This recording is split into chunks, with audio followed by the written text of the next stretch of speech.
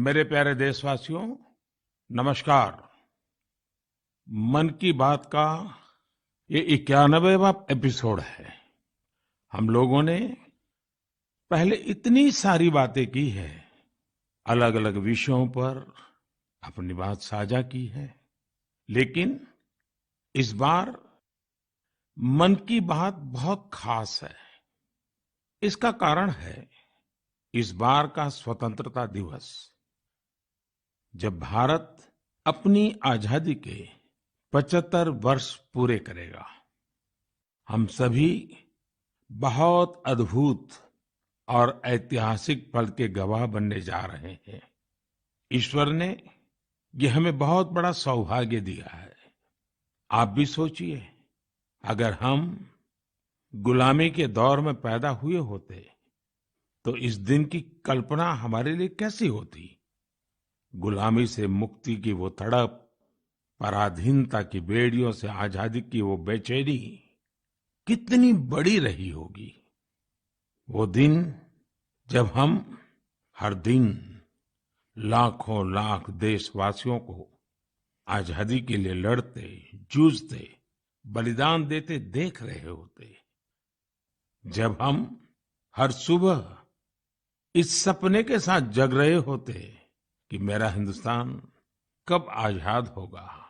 और हो सकता है हमारे जीवन में वो भी दिन आता जब वंदे मातरम और भारत माँ की जय बोलते हुए हम आने वाली पीढ़ियों के लिए अपना जीवन समर्पित कर देते, जवानी खपा देते। साथियों, 31 जुलाई यानी आज ही के दिन हम सभी देशवासी शहीद उधम सिंह जी की शहादत को नमन करते हैं। मैं से अन्य सभी महान क्रांतिकारियों को अपनी विनम्र श्रद्धांजलि अर्पित करता हूं, जिन्होंने देश के लिए अपना सर्वस्व न्योछावर कर दिया। साथियों, मुझे ये देखकर बहुत खुशी होती है कि आजादी का अमृत महोत्सव एक जन आंदोलन का रूप ले रहा है। सभी क्षेत्रों और समाज के हर वर्ग के लोग इससे जुड़े अलग अलग कार्यक्रमों में हिस्सा ले रहे हैं। ऐसे ही एक कार्यक्रम इस महीने की शुरुआत में मेघालय में हुआ। मेघालय के बहादुर योद्धा यू टिरोत सिंह जी की पुण्यतिथि पर लोगों ने उन्हें याद किया। टिरोत सिंह जी ने खासी हिल्स पर नियंत्रण करने और वहां की संस्कृति पर प्रहार करने की अंग्रेजों की साजिश का जमकर विरोध किया था। इस कार्यक्रम में बहुत सारे कलाकारों ने सुंदर प्रस्तुतियां दी, इतिहास को जिंदा कर दिया। इसमें एक कार्निवल का आयोजन भी किया गया, जिसमें मेघालय की महान संस्कृति को बड़े ही खूबसूरत तरीके से दर्शाया गया। अब से कुछ हफ्ते पहले कर्नाटका में अमृता भारती कन्नडार्थी नाम का एक अनूठा अभियान भी चलाया गया। इसमें राज्य की 75 जगहों पर आजादी के अमृत महोत्सव से जुड़े बड़े भव्य कार्यक्रम आयोजित किए गए। इनमें कर्नाटका के महान स्वतंत्रता सेनानियों को याद करने के साथ ही स्थानीय साहित्यिक उपलब्धियों को भी सामने लाने की कोशिश की गई। साथियों, इसी जुलाई में एक बहुत ही रोचक प्रयास हुआ है, जिसका नाम है आजादी की रेलगाड़ी और रेलवे स्टेशन। इस प्रयास का लक्ष्य है कि लोग आजादी की लड़ाई में भारतीय रेल की भूमिका को जानें। देश में अनेक ऐसे रेलवे स्टेशन हैं जो स्वतंत्रता आंदोलन के इतिहास से जुड़े हैं। आप भी इन रेलवे स्टेशनों के बारे में जानकर हैरान होंगे। झारखंड के गोमो जंक्शन को अब आधिकारिक रूप से नेताजी सुभाष चंद्र बोस जंक्शन गोमो के नाम से जाना जाता है। जानते हैं क्यों? दरअसल इसी स्टेशन पर कालका मेल में सवार होकर नेताजी सुभाष ब्रिटिश अफसरों को चकमा देने में सफल रहे थे। आप सभी ने लखनऊ के पास काकोरी रेलवे स्टेशन का नाम भी जरूर सुना होगा। इस स्टेशन के साथ राम प्रसाद बिस्मिल और अशफाक उल्लाह खान जैसे जाबाजों का नाम जुड़ा है। यहाँ ट्रेन से जा रहे अंग्रेजों के खजाने को लूटकर वीर क्रांतिकारियों ने अंग्रेजों को अपनी ताकत का परिचय करा दिया था। आप जब कभी तमिलनाडु के लोगों से बात करेंगे तो आपको थुथुकुडी जिले के वांची मणियाच्ची जंक्शन के बारे में जानने को मिलेगा। ये स्टेशन तमिल स्वतंत्रता सेनानी वांची नाथन जी के नाम पर है। ये वही स्थान है जहां 25 साल के युवा वांची ने ब्रिटिश कलेक्टर को उसके किए की सजा दी थी।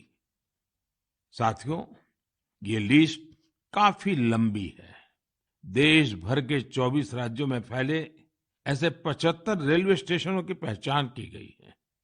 इन 75 स्टेशन को बहुत ही खूबसूरती से सजाया जा रहा है।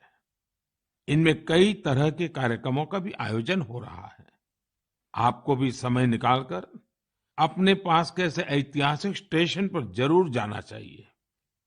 आपको स्वतंत्रता आंदोलन के ऐसे इतिहास के बारे में विस्तार से पता चलेगा जिनसे आप अनजान रहे हैं। मैं आसपास के स्कूल के विद्यार्थियों से आग्रह करूंगा, टीचर से आग्रह करूंगा कि अपने स्कूल के छोटे छोटे बच्चों को लेकर के जरूर स्टेशन पे जाएं और पूरा घटनाक्रम उन बच्चों को सुनाएं, समझाएं। मेरे प्यारे देशवासियों, आजादी के अमृत महोत्सव के तहत 13 से 15 अगस्त तक एक स्पेशल मूवमेंट हर घर तिरंगा का आयोजन किया जा रहा है। इस मूवमेंट का हिस्सा बनकर 13 से 15 अगस्त तक आप अपने घर पर तिरंगा जरूर फहराएं या उसे अपने घर पर लगाएं। तिरंगा हमें जोड़ता है, हमें देश के लिए कुछ करने के लिए प्रेरित करता है। मेरा एक सुझाव ये भी है कि 2 अगस्त से 15 अगस्त तक हम सभी अपनी सोशल मीडिया प्रोफाइल पिक्चर में तिरंगा लगा सकते हैं। वैसे क्या आप जानते हैं, 2 अगस्त का हमारे तिरंगे से एक विशेष संबंध भी है। इसी दिन पिंगली वेंकैया जी की जन्म जयंती होती है, जिन्होंने हमारे राष्ट्रीय ध्वज को डिजाइन किया था। मैं उन्हें आदरपूर्वक श्रद्धांजलि अर्पित करता हूं। अपने राष्ट्रीय ध्वज के बारे में बात करते हुए मैं महान क्रांतिकारी मैडम कामा को भी याद करूंगा। तिरंगे को आकार देने में उनकी भूमिका बेहद महत्वपूर्ण रही है। साथियों, आजादी के अमृत महोत्सव में हो रहे इन सारे आयोजनों का सबसे बड़ा संदेश यही है कि हम सभी देशवासी अपने कर्तव्य का पूरी निष्ठा से पालन करें। तभी हम उन अनगिनत स्वतंत्रता सेनानियों का सपना पूरा कर पाएंगे, उनके सपनों का भारत बना पाएंगे। इसलिए हमारे अगले 25 साल का यह अमृतकाल हर देशवासी के लिए कर्तव्य काल की तरह है। देश को आजाद कराने हमारे वीर सेनानी हमें ये जिम्मेदारी देकर गए हैं और हमें इसे पूरी तरह निभाना है। मेरे प्यारे देशवासियों, कोरोना के खिलाफ हम देशवासियों की लड़ाई अब भी जारी है। पूरी दुनिया आज भी जूझ रही है। होलिस्टिक हेल्थ केयर में लोगों की बढ़ती रुचि ने इसमें सभी की बहुत मदद की है। हम सभी जानते हैं कि इसमें भारतीय पारंपरिक पद्धतियां कितनी उपयोगी हैं। कोरोना के खिलाफ लड़ाई में आयुष ने तो वैश्विक स्तर पर अहम भूमिका निभाई है। दुनिया भर में आयुर्वेद और भारतीय औषधियों के प्रति आकर्षण बढ़ रहा है। ये एक बड़ी वजह है कि आयुष एक्सपोर्ट में रिकॉर्ड तेजी आई है और ये भी बहुत सुखद है कि इस क्षेत्र में कई नए स्टार्टअप्स भी सामने आ रहे हैं। हाल ही में एक ग्लोबल आयुष इन्वेस्टमेंट और इनोवेशन समिट हुई थी। आप जानकर हैरान होंगे कि इसमें करीब 10,000 करोड़ रुपए के इन्वेस्टमेंट प्रपोजल्स मिले हैं। एक और बड़ी अहम बात ये हुई है कि कोरोना काल में औषधीय पौधों पर रिसर्च में भी बहुत वृद्धि हुई है। इस बारे में बहुत सी रिसर्च स्टडीज पब्लिश हो रही हैं। निश्चित रूप से एक अच्छी शुरुआत है। साथियों, देश में विभिन्न प्रकार के औषधीय पौधों और जड़ी बूटियों को लेकर एक और बेहतरीन प्रयास हुआ है। अभी-अभी जुलाई महीने में इंडियन वर्चुअल हर्बेरियम को लॉन्च किया गया। यह इस बात का भी उदाहरण है कि कैसे हम डिजिटल वर्ल्ड का इस्तेमाल अपनी जड़ों से जुड़ने में कर सकते हैं। Indian virtual herbarium preserve plants या प्लांट पार्ट्स की डिजिटल इमेजेस का एक रोचक संग्रह है, जो कि वेब पर फ्रीली अवेलेबल है। इस वर्चुअल हर्बेरियम पर अभी लाख से अधिक स्पेसिमेंस और उनसे जुड़ी साइंटिफिक इंफॉर्मेशन उपलब्ध है। वर्चुअल हर्बेरियम में भारत की बॉटनिकल डाइवर्सिटी की समृद्ध तस्वीर भी दिखाई देती है। मुझे विश्वास है इंडियन वर्चुअल हर्बेरियम भारतीय वनस्पतियों पर रिसर्च के लिए एक इम्पोर्टेंट रिसोर्स बनेगा। मेरे प्यारे देशवासियों, मन की बात में हम हर बार देशवासियों की ऐसी सफलताओं की चर्चा करते हैं जो हमारे चेहरे पर मीठी मुस्कान बिखेर देती है। अगर कोई सक्सेस स्टोरी मीठी मुस्कान भी बिखेरे और स्वाद में भी मिठास भरे, तब तो आप इसे जरूर सोने पर सुहागा कहेंगे। हमारे किसान इन दिनों शहद के उत्पादन में ऐसा ही कमाल कर रहे हैं। शहद की मिठास हमारे किसानों का जीवन भी बदल रही है, उनकी आय भी बढ़ा रही है। हरियाणा में यमुनानगर में एक मधुमक्खी पालक साथी रहते हैं, सुभाष कंबोज जी। सुभाष जी ने वैज्ञानिक तरीके से मधुमक्खी पालन का प्रशिक्षण लिया। इसके बाद उन्होंने केवल 6 बॉक्स के साथ अपना काम शुरू किया था। आज वो करीब 2000 बॉक्सेस में मधुमक्खी पालन कर रहे हैं। उनका शहद कई राज्यों में सप्लाई होता है। जम्मू के पल्ली गांव में विनोद कुमार जी भी 1500 से ज्यादा कॉलोनियों में मधुमक्खी पालन कर रहे हैं। उन्होंने पिछले साल रानी मक्खी पालन का प्रशिक्षण लिया है। इस काम से वो सालाना 15 से 20 लाख रुपए कमा रहे हैं। कर्नाटका के एक और किसान है मधुकेश्वर हेगड़े जी। मधुकेश्वर जी ने बताया कि उन्होंने भारत सरकार से 50 मधुमक्खी कॉलोनियों के लिए सब्सिडी ली थी। आज उनके पास 800 से ज्यादा कॉलोनियां हैं और वो कई टन शहद बेचते हैं। उन्होंने अपने काम में इनोवेशन किया और वो जामुन शहद, तुलसी शहद, आंवला शहद जैसे वानस्पतिक शहद भी बना रहे हैं। मधुकेश्वर जी, मधु उत्पादन में आपके इनोवेशन और सफलता आपके नाम को भी सार्थक करती है। साथियों, आप सब जानते हैं कि शहद को हमारे पारंपरिक स्वास्थ्य विज्ञान में कितना महत्व दिया गया है। आयुर्वेद ग्रंथों में तो शहद को अमृत बताया गया है। शहद न केवल हमें स्वाद देता है, बल्कि आरोग्य भी देता है। शहद उत्पादन में आज इतनी अधिक संभावनाएं हैं कि प्रोफेशनल पढ़ाई करने वाले युवा भी इसे अपना स्वरोजगार बना रहे हैं। ऐसे ही एक युवा है यूपी में गोरखपुर के निमित सिंह। निमित जी ने बीटेक किया है। उनके पिता भी डॉक्टर हैं, लेकिन पढ़ाई के बाद नौकरी की जगह निमित जी ने स्वरोजगार का फैसला लिया। उन्होंने शहद उत्पादन का काम शुरू किया। क्वालिटी चेक के लिए लखनऊ में अपनी एक लैब भी बनवाई।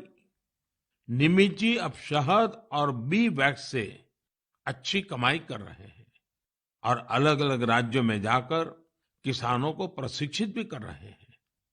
ऐसे युवाओं की मेहनत से ही आज देश इतना बड़ा शहद उत्पादक बन रहा है। आपको जानकर खुशी होगी कि देश से शहद का निर्यात भी बढ़ गया है। देश ने national beekeeping and honey mission जैसे अभियान चलाए। किसानों ने पूरा परिश्रम किया और हमारे शहद की मिठास दुनिया तक पहुंचने लगी। अभी इस क्षेत्र में और भी बड़ी संभावनाएं मौजूद है। मैं चाहूंगा कि हमारे युवा इन अवसरों से जुड़कर उनका लाभ लें और नई संभावनाओं को साकार करें। मेरे प्यारे देशवासियों, मुझे हिमाचल प्रदेश से मन की बात के एक श्रोता श्रीमान आशीष बहल जी का एक पत्र मिला है। उन्होंने अपने पत्र में चंबा के मिंजर मेले का जिक्र किया है। दरअसल मिंजर मक्के के फूलों को कहते हैं।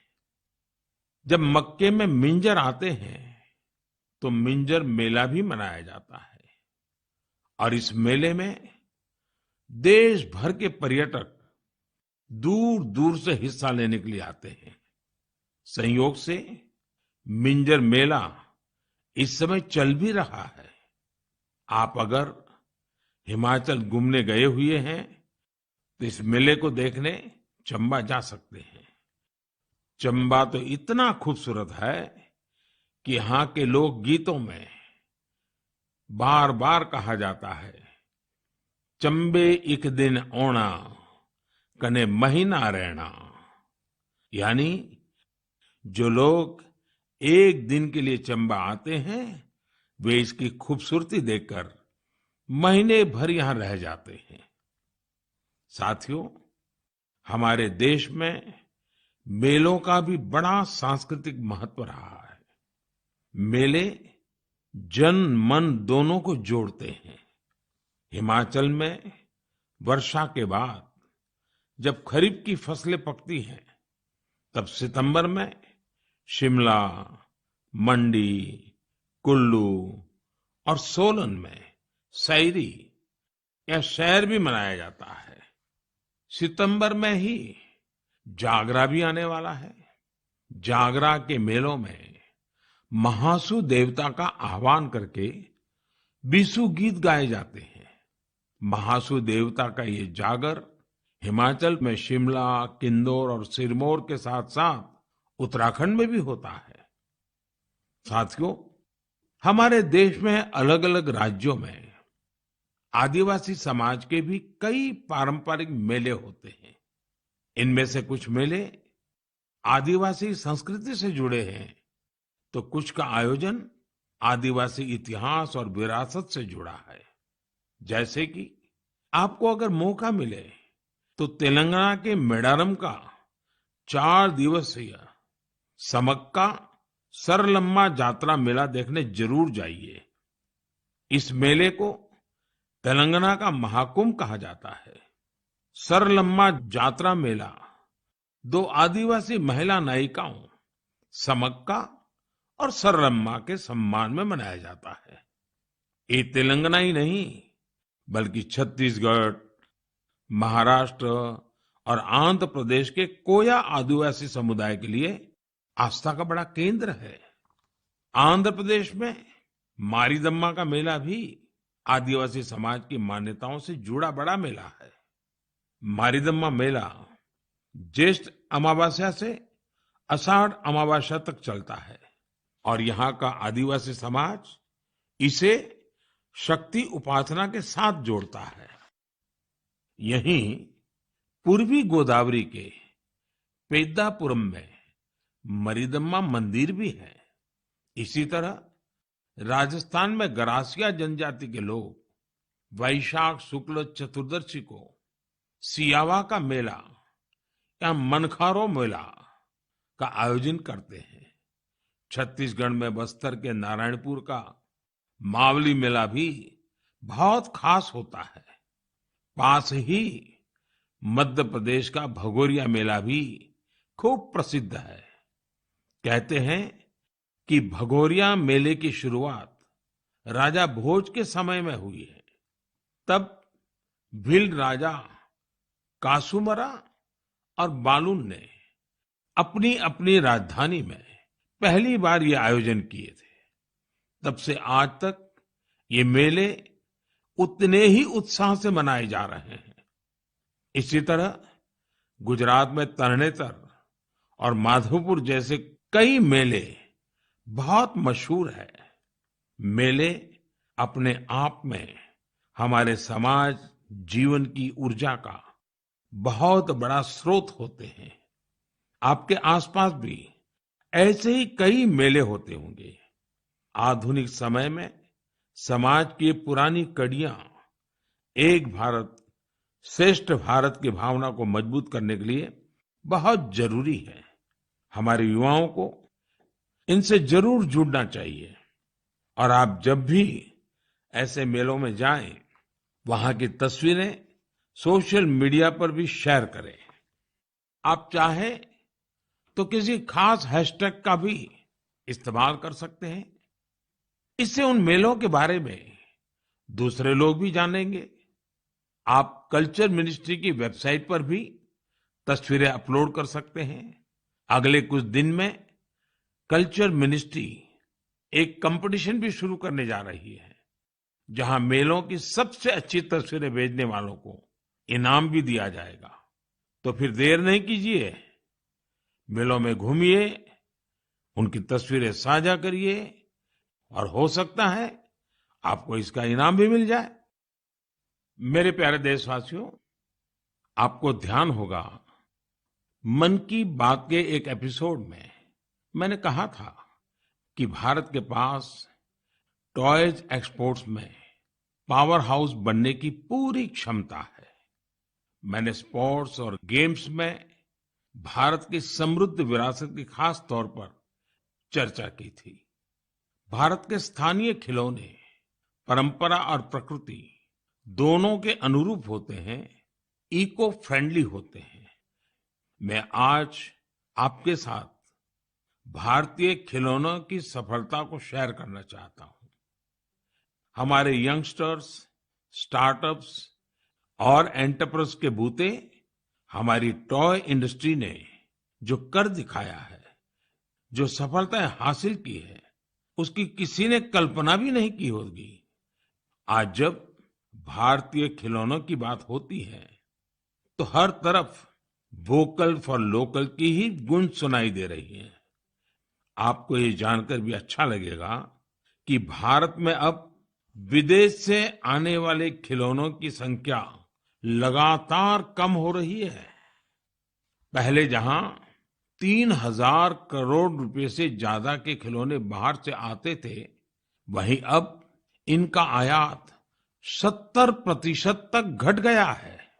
और खुशी की बात ये कि इसी दौरान भारत ने 2,600 करोड़ रुपए से अधिक के खिलौनों को विदेशों में निर्यात किया है, जबकि पहले 300-400 करोड़ रुपए के खिलौने ही भारत से बाहर जाते थे। और आप तो जानते ही हैं कि ये सब कोरोना काल में हुआ है। भारत के टॉय सेक्टर ने खुद को ट्रांसफॉर्म करके दिखा दिया है। इंडियन मैन्युफैक्चरर्स अब इंडियन माइथोलॉजी, हिस्ट्री और कल्चर पर आधारित खिलौने बना रहे हैं। देश में जगह जगह खिलौने के जो क्लस्टर्स हैं, खिलौने बनाने वाले जो छोटे छोटे उद्यमी हैं, उन्हें इसका बहुत लाभ हो रहा है। इन छोटे उद्यमियों के बनाए खिलौने अब दुनिया भर में जा रहे हैं। भारत के खिलौना निर्माता विश्व के प्रमुख ग्लोबल टॉय ब्रांड्स के साथ मिलकर भी काम कर रहे हैं। मुझे ये भी बड़ा अच्छा लगा कि हमारा स्टार्टअप सेक्टर भी खिलौनों की दुनिया पर पूरा ध्यान दे रहा है। वे इस क्षेत्र में कई मजेदार चीजें भी कर रहे हैं। बेंगलुरु में शूमी टॉय नाम का स्टार्टअप इको फ्रेंडली खिलौनों पर फोकस कर रहा है। गुजरात में आर्किडजू company AR based flash cards और एआर बेस्ड स्टोरी बुक्स बना रही है। पुणे की कंपनी फनवेंशन लर्निंग खिलौने और एक्टिविटी पजल्स के जरिए साइंस, टेक्नोलॉजी और मैथ्स में बच्चों की दिलचस्पी बढ़ाने में जुटी है। मैं खिलौनों की दुनिया में शानदार काम कर रहे ऐसे सभी मैन्युफैक्चरर्स को, स्टार्टअप्स को बहुत बहुत बधाई देता हूं। आइए हम सब मिलकर भारतीय खिलौनों को दुनिया भर में और अधिक लोकप्रिय बनाएं। इसके साथ ही मैं अभिभावकों से भी आग्रह करना चाहूंगा कि वे अधिक से अधिक भारतीय खिलौने, पजल्स और गेम्स खरीदें। साथियों, क्लासरूम हो या खेल का मैदान, आज हमारे युवा हर क्षेत्र में देश को गौरवान्वित कर रहे हैं। इसी महीने पीवी सिंधु ने सिंगापुर ओपन का अपना पहला खिताब जीता है। नीरज चोपड़ा ने भी अपने बेहतरीन प्रदर्शन को जारी रखते हुए वर्ल्ड एथलेटिक चैंपियनशिप में देश के लिए सिल्वर मेडल जीता है। आयरलैंड पैरा बैडमिंटन इंटरनेशनल में भी हमारे खिलाड़ियों ने 11 पदक जीतकर देश का मान बढ़ाया है। रोम में हुए वर्ल्ड कैडेट रेसलिंग चैंपियनशिप में भी भारतीय खिलाड़ियों ने बेहतरीन प्रदर्शन किया। हमारे एथलीट सूरज ने तो ग्रेको रोमन इवेंट में कमाल ही कर दिया। उन्होंने 32 साल के लंबे अंतराल के बाद इस इवेंट में रेसलिंग का गोल्ड मेडल जीता है। खिलाड़ियों के लिए तो यह पूरा महीना ही एक्शन से भरपूर रहा है।